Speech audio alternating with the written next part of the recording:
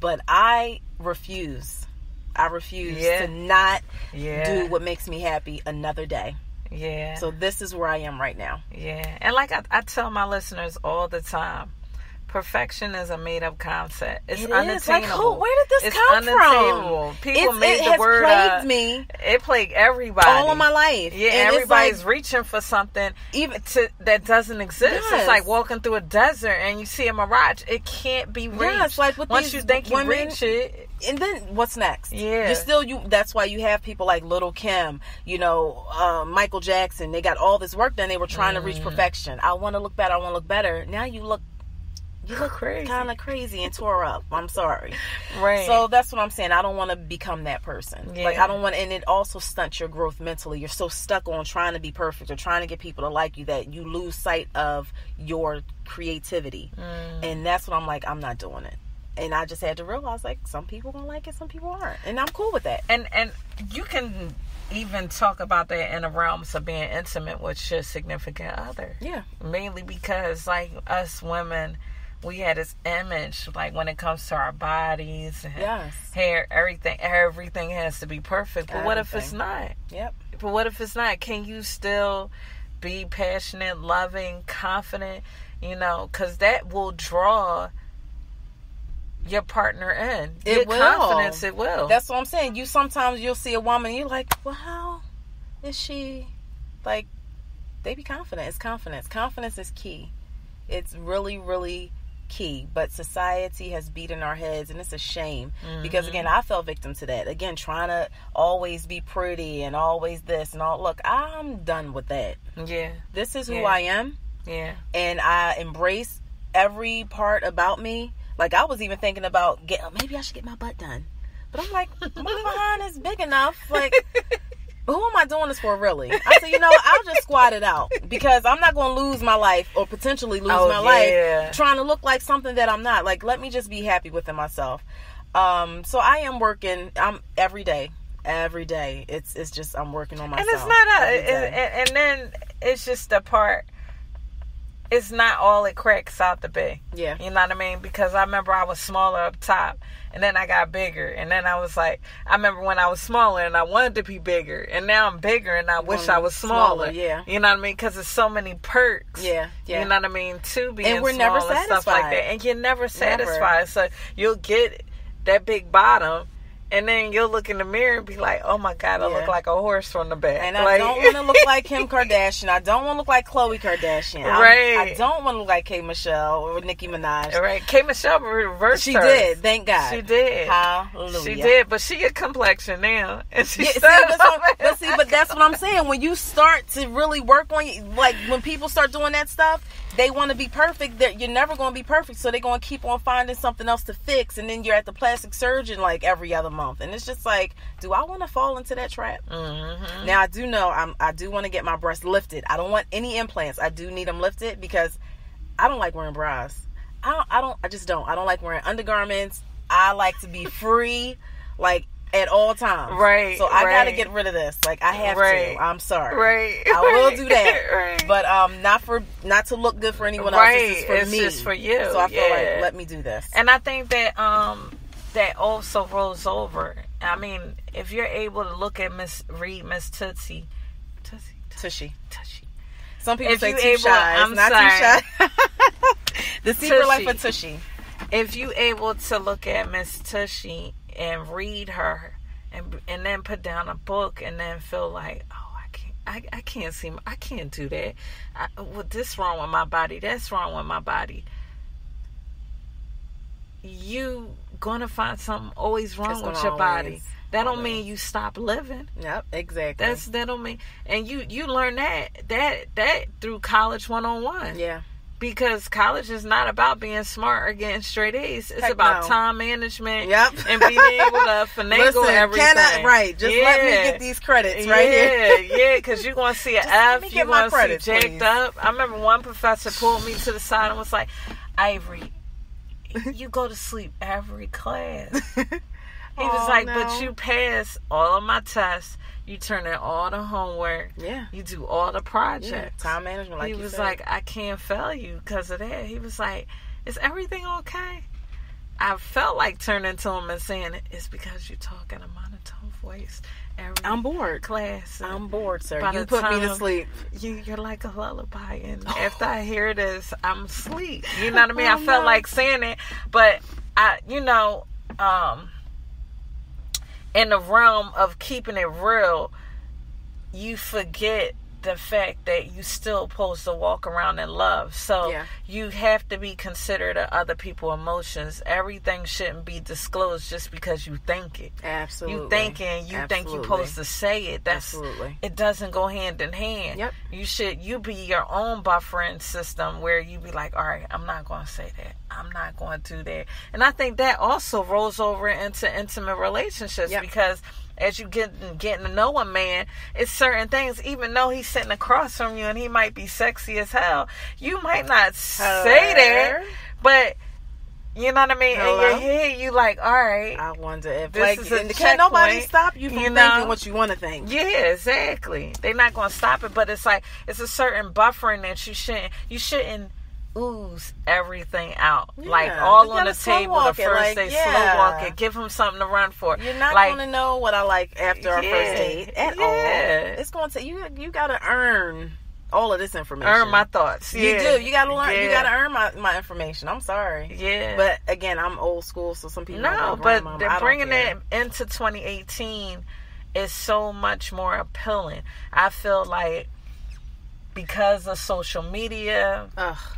Because of people just going around and they just talking about anything. The reality shows, it just expose everything. But it's a certain way that you're supposed to conduct yourself that is beneficial. Exactly. And then you have artists like Cardi B, who I don't like her music. And I know I've gone to bat with a lot of people, but I'm just like, honestly, I don't think it's okay for her to walk around talking about Cardi give Brain a headset. Or what is his name? Offset headset. Like, little kids are listening to this. Take that off the radio. Remember when we were growing up, they had like the explicit version and the clean version. There is no clean version anymore. There is not anymore. I don't want my son to even hear that Cardi gives brain. Like, it's none of my business what you do. I don't care that you give him brain. With the headset. With the head, I don't care that you give headset brain. Like, it's just, but that's where we are today because of social media and all the stuff. Like, they think it's cool. Like, it's okay if it works for you. That's cool. I don't like it personally or per se. No, I'm very old fashioned. Like this whole thing, like where you letting, like it used to be a day and age where, depending how much you value the relationship you have with the person, is how much you disclose. And so, regardless how close your girlfriend was, she did not know what happened in the bedroom. No. She did not know how things was portioned and stuff like that, because it was just like, and that's why when I let people read the book, I'm like, it comes with a disclaimer, and I'm like, please don't look at me sideways. Don't look at me, when I was talking to you, because I really, it's like a no. I didn't look at you sideways in no shape or form. I think that it definitely was very intriguing. It was mouth-watering. Really? Wow. Yes. I was just like, I was like, it brought me back to Harlequin romances. You know what I mean? And thank you. I can't even remember her name, but she had you so on edge. You'd be like, and see, that's why just like reading the next detail, and you knew at a certain point, like, okay, even though this is all exposed in the book, it's a time and a place for everything. That don't mean you go out and do everything with anybody, and your book emphasizes relationships, significant others. Like, the first, these men love these women in this book. They were definitely in love with her, and I don't want to reveal the end, but it definitely was. They have mad love. This book actually has you on the edge, and like it has you pick it up, and you're already. It's almost like virtual reality glasses. Really? Wow. You put on your head, and when you put them on your head, all of a sudden you're in that space. Wow. That but that's what, because of the and details that's what, you leave. And that's what I want it to be. Like, I know this was, again, a test run. My next one, I want to be even more descriptive, because for me, that's how I read. If I don't visualize what I'm reading, it's not a good book to me. I need to be there. I want you to feel. I want you to see the colors that I'm seeing. I want it to be, very, very descriptive. So that's what I'll do more of that in part 2. No, but again, this is my first baby. I was kind of nervous. My mom have not read any part of it yet. I don't want her to. My sister, she went on and she was reading some. She read the first story. She liked the first story. She got to the second story. Was like, this is enough for me. I'm good here, and we're done. Too funny. So I don't even know. Like, I'm gonna convince her to read more. But yeah. So my other sister, she's salivating. She can't wait to read it. But because it is like, a lot of people don't know, but it is very close to me, these stories. So I think that's where the hesitance, why I'm hesitating with my family, because it's just like, I don't want y'all to know too much, but so we just gonna say Miss Tushy. So, as long as you label it, fictional, exactly. I think that people won't even dance on that. Right. idea, Well, see, I'm not. Yeah, I think it's just I'm worried about my family, because But yeah, it's fiction. I think that happens in anything you're doing. Yeah. It's because little pieces of you and everything that you do. And sometimes you're misconstrued. Yeah. And people assume you're one thing and you're not. Just because you vocalize different aspects. Right, exactly. Whether it's sex, whether it's emotions, whether it's spirituality, because even me starting a podcast, like, I had somebody create a false page. Wow, really? Took the time out to create a false page and then try to shoot. Are you serious? Scriptures at me, right? I'm like, okay. That's what I'm saying. It's but always... I'm like, where did you get that? Right. I didn't believe in God anymore. Where did you get that? Right. I'm not a spiritual being. Right. But that's what happens. But it's something, a video that I have on my page, where Denzel Washington is interviewed about people's opinions. Oh, and I'm gonna link you to that. Yeah, so please, you can let see me it, see because it. You can't get too consumed, because the bigger you get, the more the opinions will want to come in. Yep. And the more, and can you entertain them? Right. Can you respond to them? Right. And it's kind of like Drake said on his new album. A wise man once said, "Just remain silent. You don't need to respond to everything, even if it's false. You don't need to. That's true. It's not even worth your effort and your energy. Yeah. Sometimes you'll turn around, you be like, you know what? Yep. You'll be like, why am I devoting all this energy to it? And you gotta catch it. Yeah, that's true. You gotta catch it. That's true. Well, I'm excited. Thank you. I'm excited that you're excited. Yeah, I'm feeling good. I'm happy that you enjoyed it.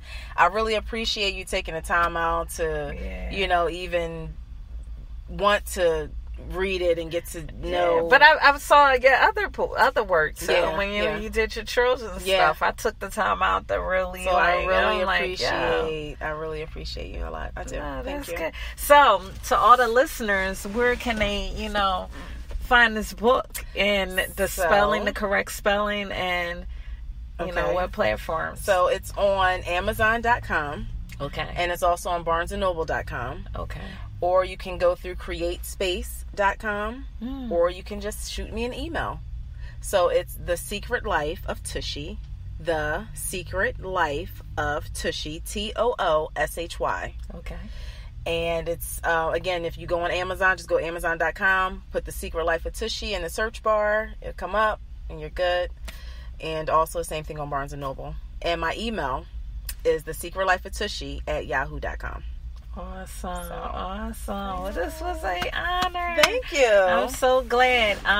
Those that are listening, I'm glad you was able to join us. Thank you for joining us. Absolutely. Tune in to The Secret Life of Tooshy.